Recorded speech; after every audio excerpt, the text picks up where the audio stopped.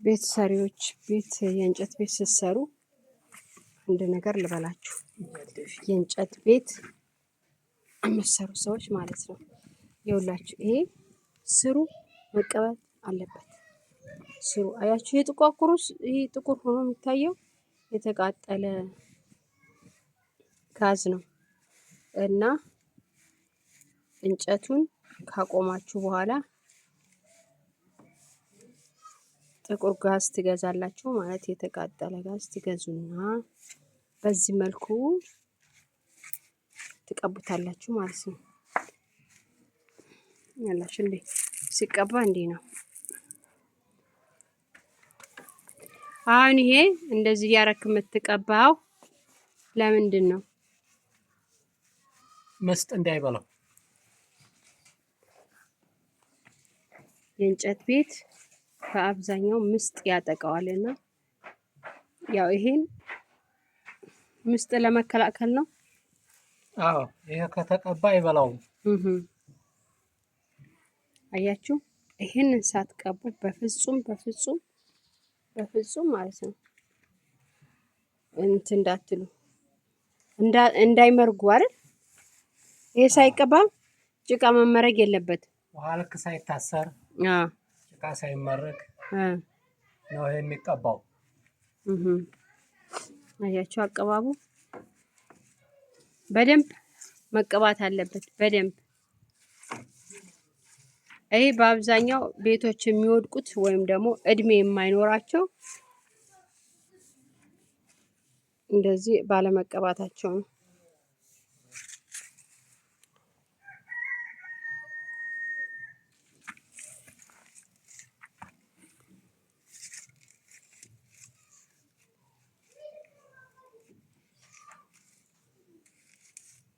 ዙሪያው ነው በዚህ መልኩ የተቀባው። ዙሪያው ላሳያችሁ፣ እስኪ ዙሪያው ላሳያችሁ።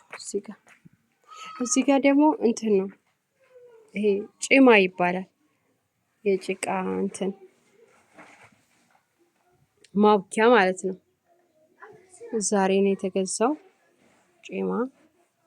ያው የጭቃ ቤት ስትሰሩ ማሟላት ያለባችሁ ነገር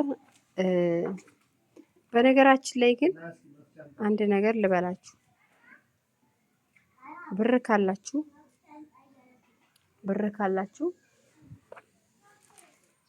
የቡለኬት ቤት ብትሰሩ ይመረጣል። በቃ ጭቃ ቤት ግን ጣጣው ብዙ ነው። ጣጣው ብዙ ነው አልኳችሁ።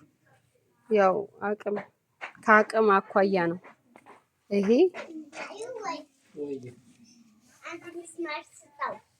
ከአቅም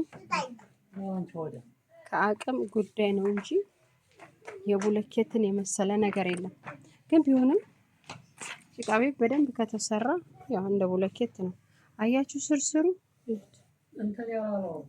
እዩት፣ ግማሹ ድረስ ነው። ከታች እንትኑ አለ አይደል? ቆይ